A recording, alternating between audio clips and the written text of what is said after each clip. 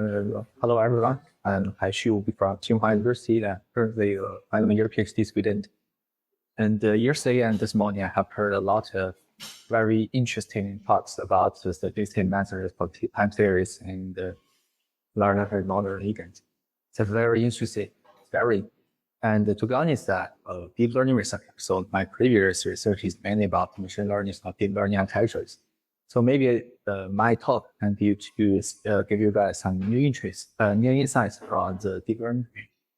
And my talk today is about the deep time series forecasting tools and open challenges.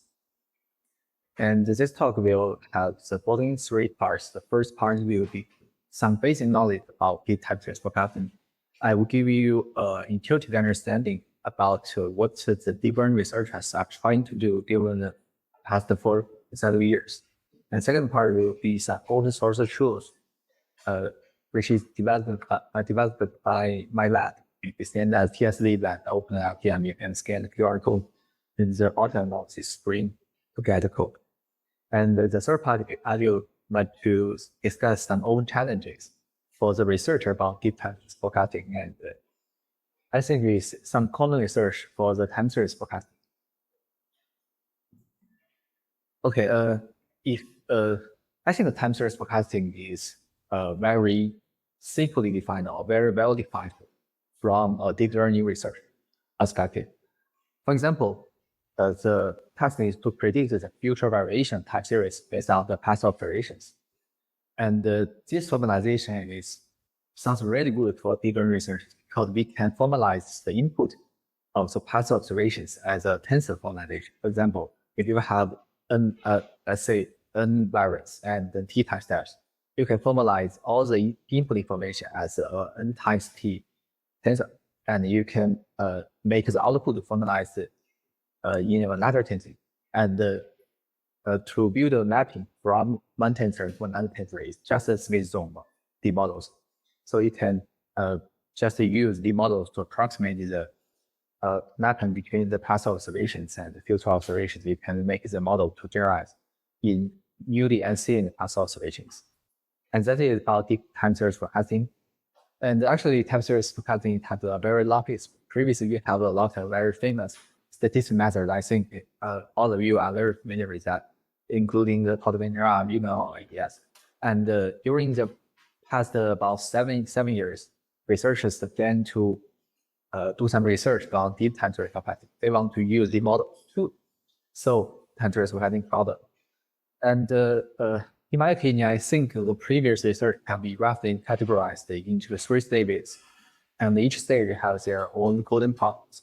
And a lot of researchers focus on these problems and develop a lot of many different default architectures.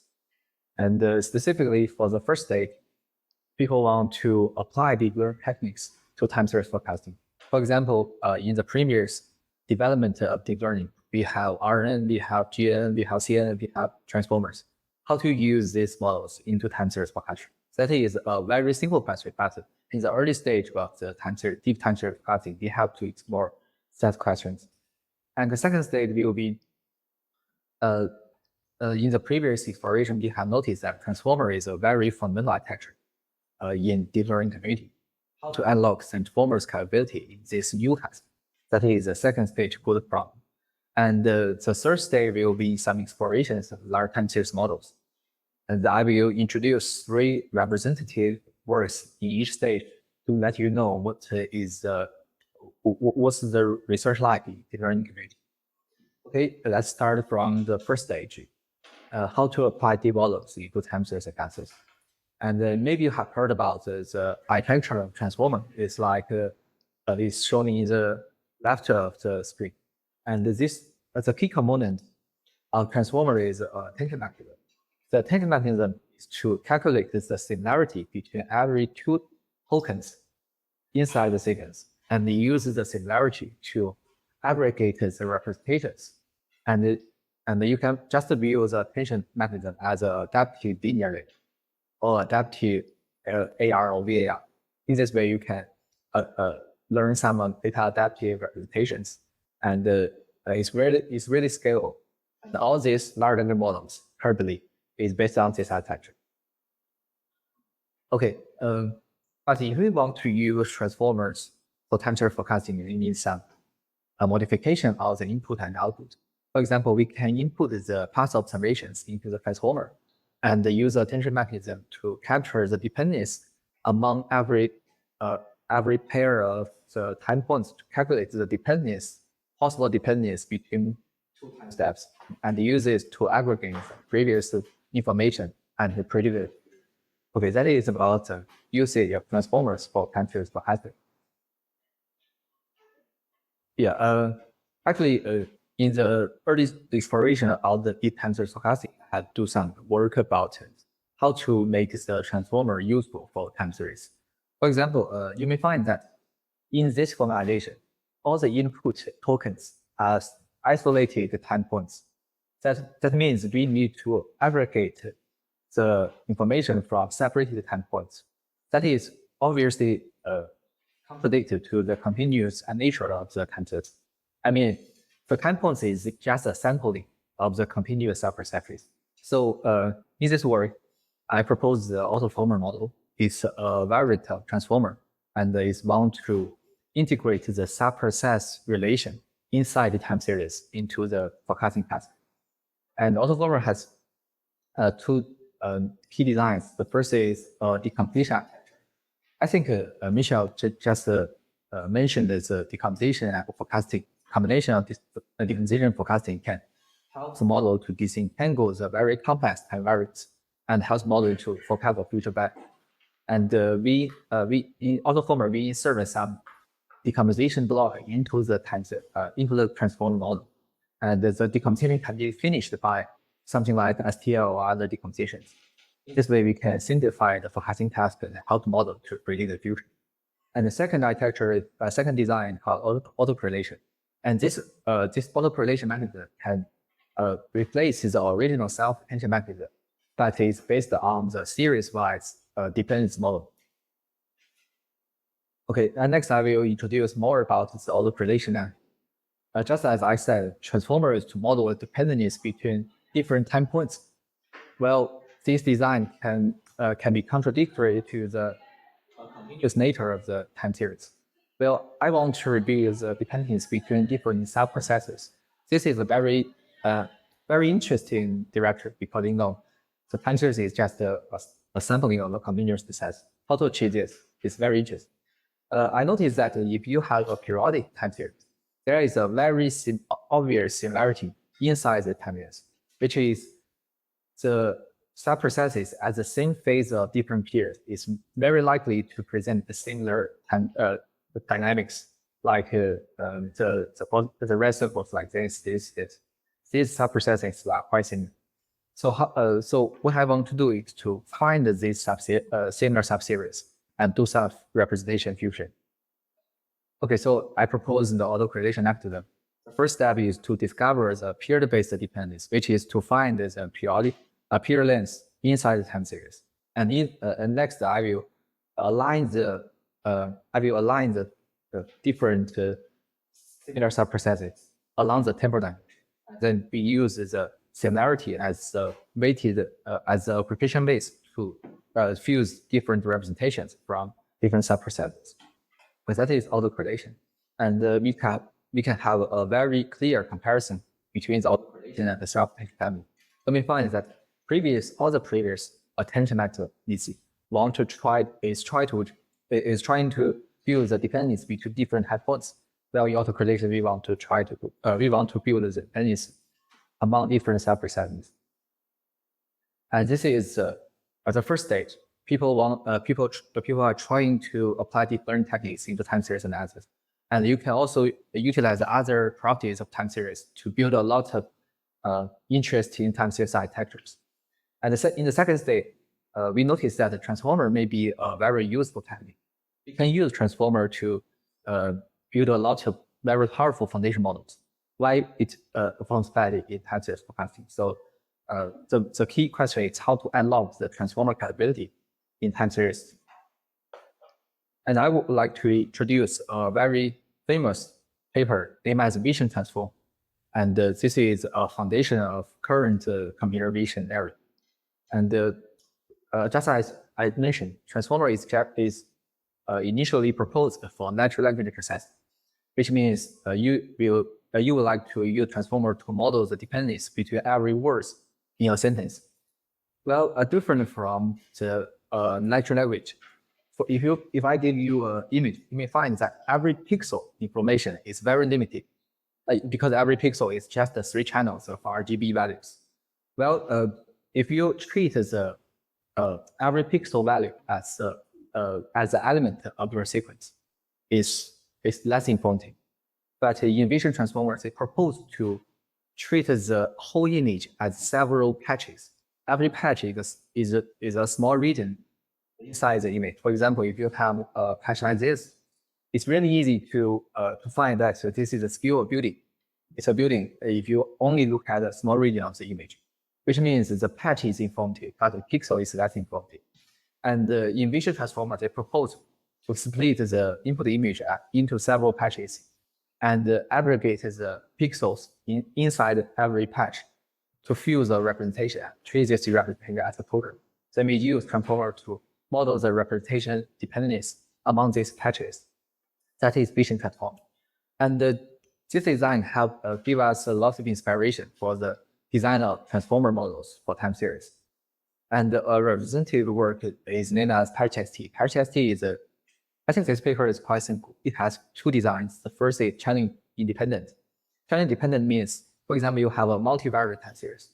If you have a VAR method, you will predict the future variation of each variable based on all other variants of the multivariate input. Well, in channel independent, you just predict the future variation of each variant separately, independently. And the second design is patch embedding, which will split the input series along the temporal dimension into several segments and treat every segment as a unit for the tokener. Okay, that is about the PatchXT. So why PatchXT can work well in time series forecasting? I think there are 2 reasons. The first is about the channel independence. Actually, channel independence is a very aggressive way. For example, if you use VAR, it's like you just degenerate VAR into AR because you do not want to model the dependence among different variations among different variants.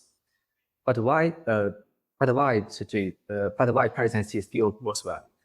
I think the first way is that if you split the univariant, a multivariant time series into several univariants, the first advantage is that in this way you can augment the data set.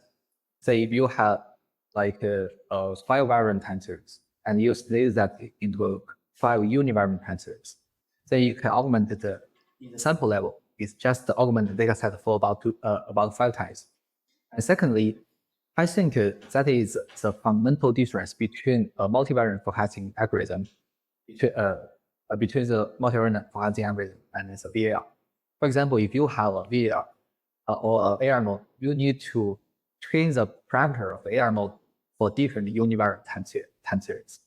But if you want to build a deep model for time series forecasting, all the model parameters will share in different univariant models, which means all these 5 univariant series will share a common representation space, which means although they have split the multivariant into 5 univariant series, but they still share the same representation space. This will implicitly make the model to take advantage about the multivariate information.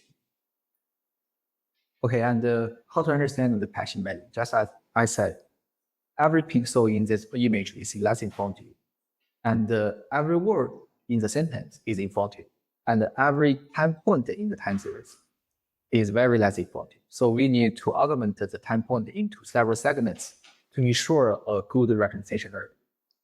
And that is about the second stage. People want to define the token inside the time series to unlock the capability of transformers. Afterwards, our lab explore some other tokenization methods like iTransformer and TypeVector. And recently, people noticed that if we have a very large data set, we can train some large time series models. And here is a list of previous large time series models. You may find that in the past 2 years, we have already make a great family of large time series models. And all these models have a common property. That is, they have trained the model on very large data set. For example, such as the time FM proposed by Wu, I think they use the training set. The training set contains about 100 billion type points. Well, if you look at the training set of outperform or Haixu that I have just mentioned, the training set will only have several thousand type points. And if we keep increasing the data set, the model is more possible to have more powerful calculation. And here is a comparison between different large tensor models. I think if you want to build a large model, actually the design space is quite limited. The architecture must be transformer because transformer is widely verified to be, it has been very widely verified, and it is very scalable. And what you need to do is just define the token. What is a token? For example, if you are following parity, you need to define the token as a continuous segment of the time series. And if you want to follow the model like Chronos, you can discretize the float value into several classes, and you use the class ID as the token. In this way, you can train a model on a large data set. And recently, our lab proposed a very interesting model named as Sandel. Actually, Sandel architecture is quite similar to previous model, but it has a very important difference. That is, it uses a generative training architecture. For example, if you use GPT, it's like to predict the probability of next token. And if you use Sora or something like Stable Diffusion, it's like you want to model the distribution of the whole data. And that is the difference between autoregressive and diffusion architecture. And in Sandel, we want to model the distribution of the future possible variations. And that is the training loss of Sandel. It's based on the flow matching. It's a generative framework. And we train the Sandel on a very large data set, named as 10 bench. It has a data set over like trillion type points. And we get help from a lot of companies to build this data set. And interestingly, we find that Sandel performs very good in FPV, and it achieves the first place several months ago. Several months ago, it is the first place in FPV on the MASE battery. And interestingly, because Sandel is based on a generative architecture, it means every sample you will have an estimation of the future variation. So in each inference, you will have a different time series as the prediction. So if you infer the model for several times, you will have many predictions like this. Then you can do some uncertainty quantification based on prediction samples. So it can also ensure the probabilistic forecasting. Okay, that is about the previous 7 years exploration about the deep time series models. We have explored how to build an architecture that is suitable for time series, and how to unlock the transformers capability, and how to build a large success model. And during the previous research of the deep time series forecasting, our lab, my lab, is built several open source tools to help the researcher hands-on the research direction on this research direction. And the first is time series library. It is proposed for classic deep time series models like the autocloner or parity that I have mentioned. And actually, I'm quite surprised. This library has released about 2 years ago, but within the 2 years, it has received over 9,000 GitHub stars. And I think this is because, firstly, there are a lot of different researchers, and secondly, this library is well organized. And currently, we have support about 29 deep time series models, and they can support the 5 mainstreaming tasks, including the long token forecasting, novel detection, indication, and classification. And all the models that I have mentioned is included in this library. This model is built with a very basic design principle, that is, maintain the extendability. For example, if you are a deep learning researcher, what you want to do is to modify the model architecture and propose your new method. I think that is the ultimate goal for every research. So in this architecture, in this library, we do our best to maintain this stability of the library.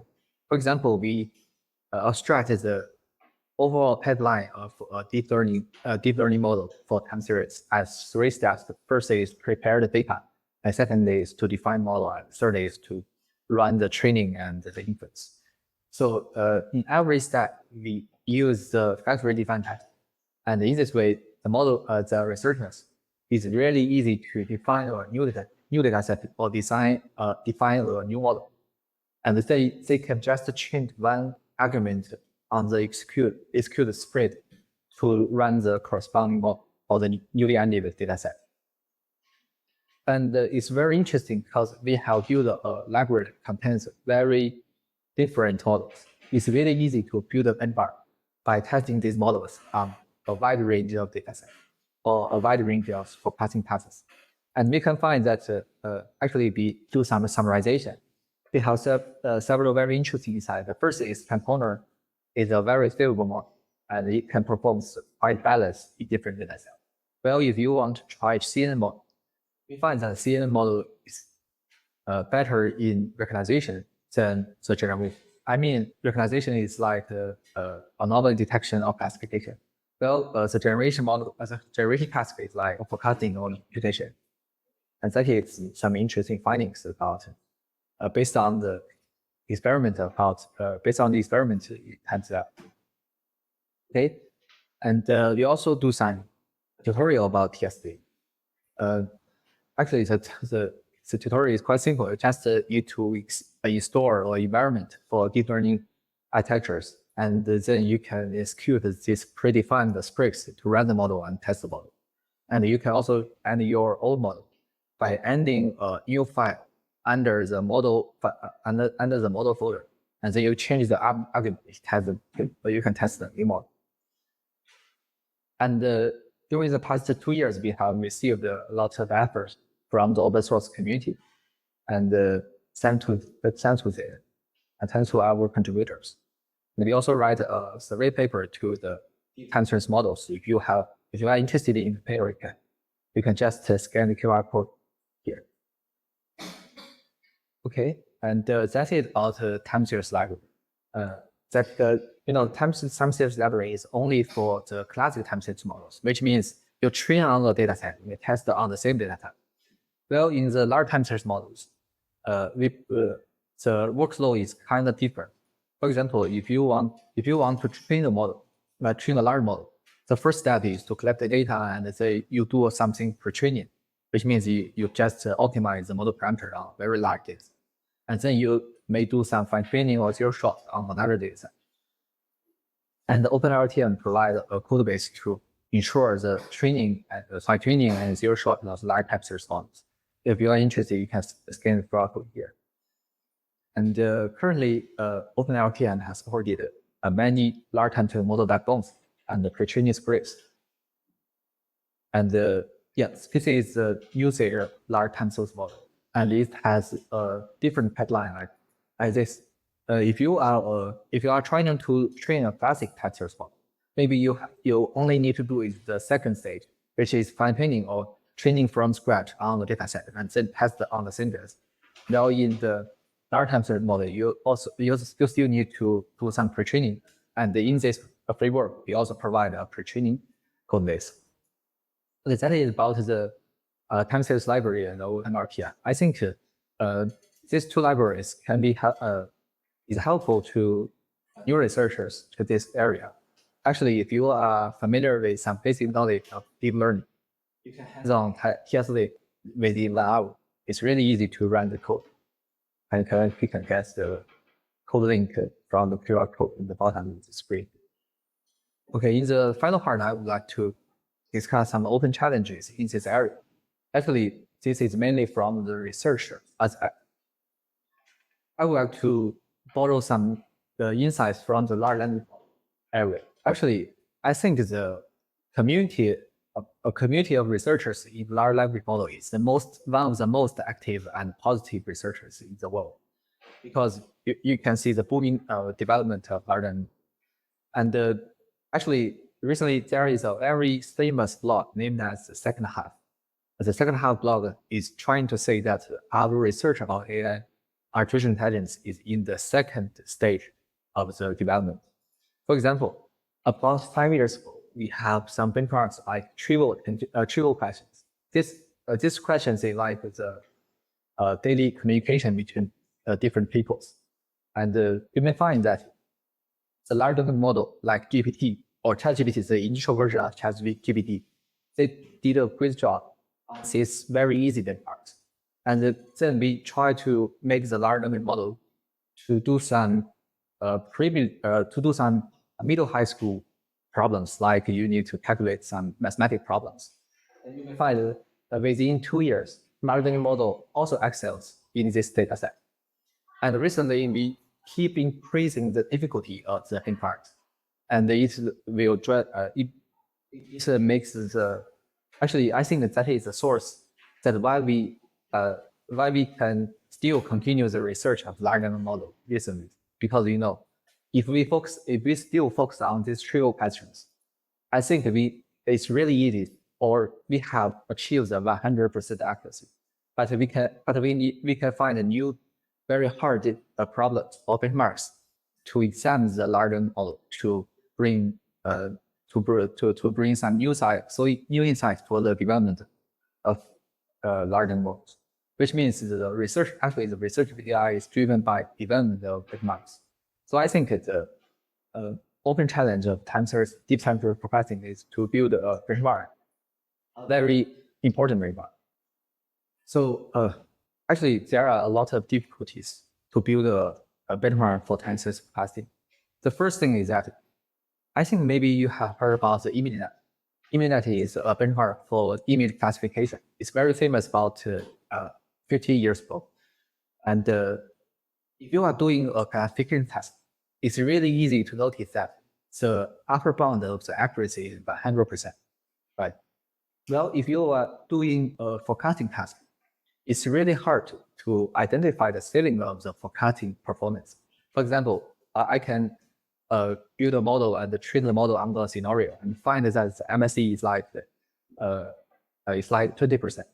And you can find another model in another scenario, it's like 10%. Well, it's really hard to say the 10% model is better than the 20% model, because, for example, if the 20% model is for the stock system, well, the 20% model is for the climate system, which means the point I mean is that different scenarios will have different ceiling of the forecasting accuracy. If we do not know the ceiling of every specific scenario, we cannot have a conclusion whether this scenario is saturated or not. And that is the first challenge, how to define the ceiling of forecasting accuracy in each task. And the second question is that, is there a golden problem in forecasting? Actually, there is a golden problem in large language model. That is the graduated levels mathematical problems or unsolved mathematical problems. If you want to test the level of the agent, you just make the agent do the mathematical problems. But I'm wondering if there is a golden problem for time series forecasting, like if I think all of you are experts for the time series area. Maybe you can define an area to be that is really hard to forecast or rarely well-defined problem. If we can make the model achieve the forecasting on that scenario, we can say that the forecasting is separated, the forecasting is successful. Okay. That is about two challenges about establish the forecasting. Okay, that is about my talk. Thank you.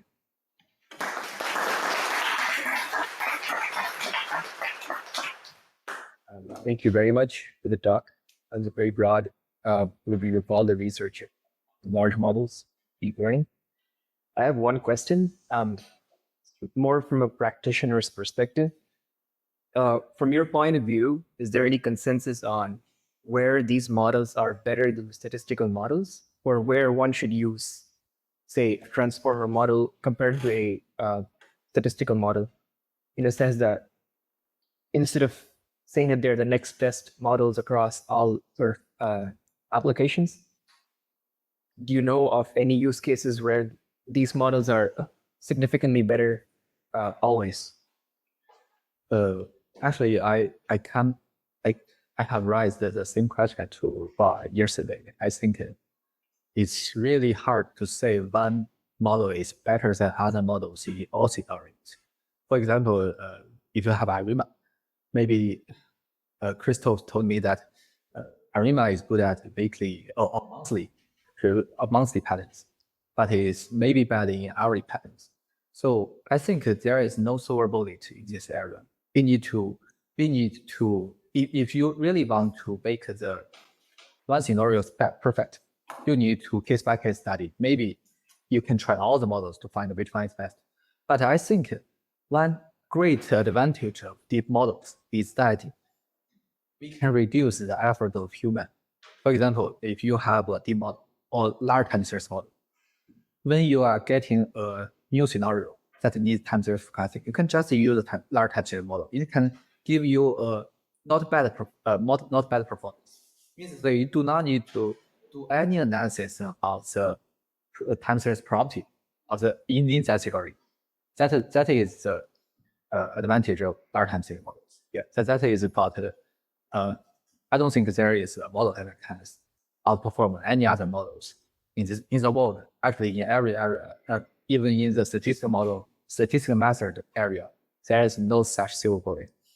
And my second point is that actually deep time series pricing is really useful. And I would like to say that the autoformers I have mentioned have been used in climate forecasting in the 2022 winter Olympics. We build a system based on autoformer, and it can do a great job in this scenario.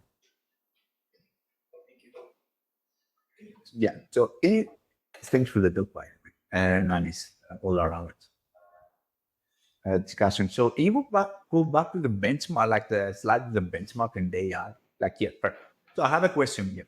So let's say AI research and LLM research, I agree that is driven by benchmarks. And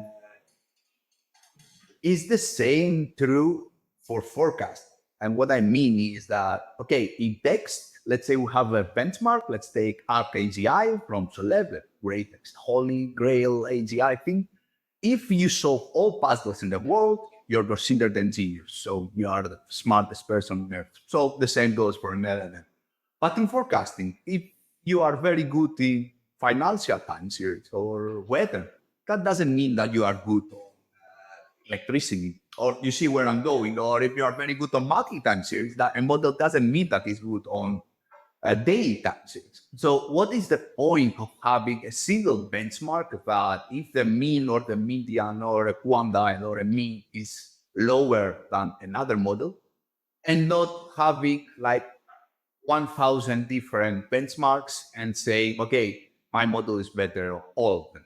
Then I will be confused. So what's your view on that? Can you elaborate like why doing the single benchmark on that doesn't make sense? The question makes sense?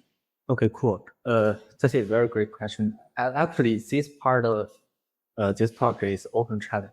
I don't know the exact answer, but I have several opinions for your question. First is, what I want to say is not to build only one benchmark, and that benchmark is not only focused on one scenario like fantasy or kind. It is a comprehensive benchmark.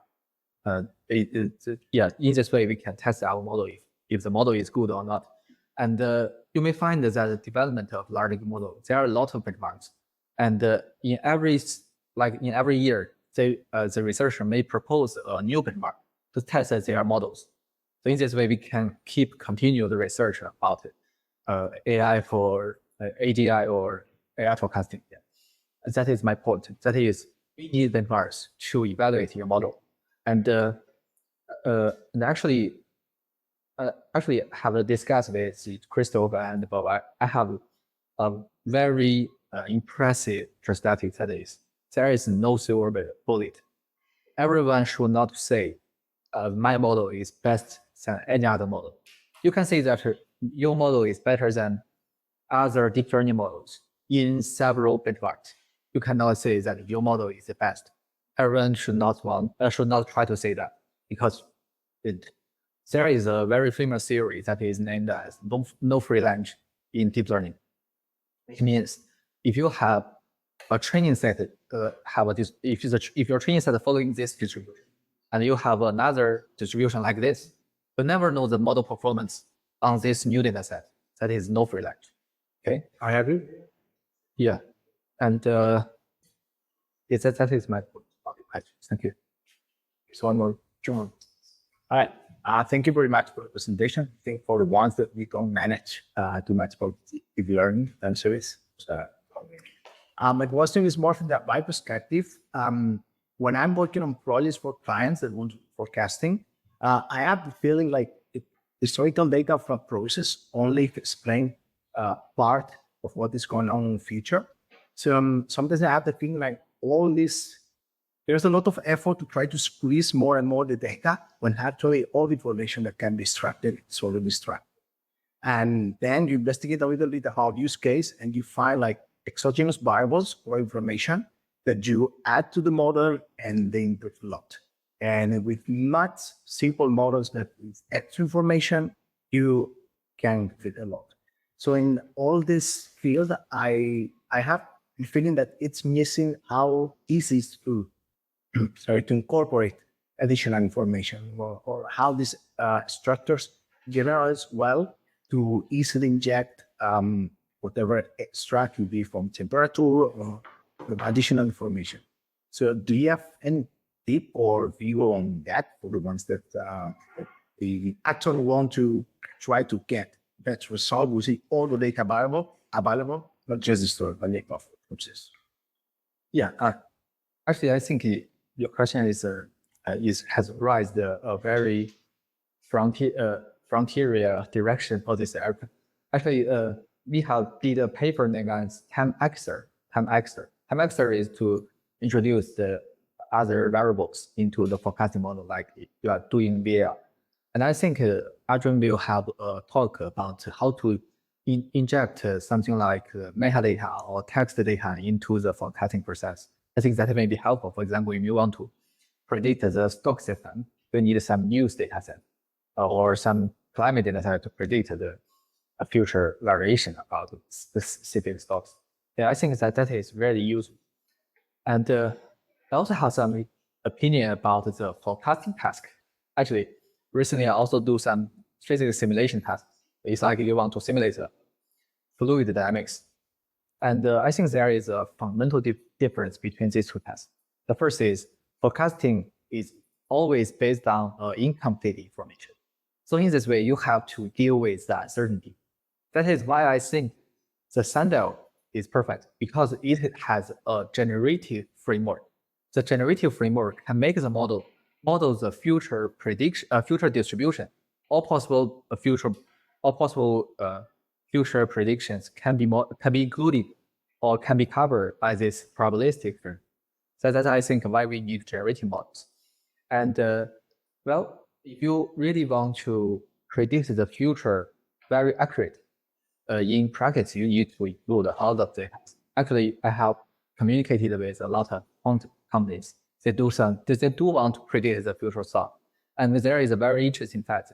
If you want to predict for example, if you want to predict the stock value of food company, maybe you need some satellite image for the climate, because the climate will affect the agriculture will in the solid, so it will affect the stock value.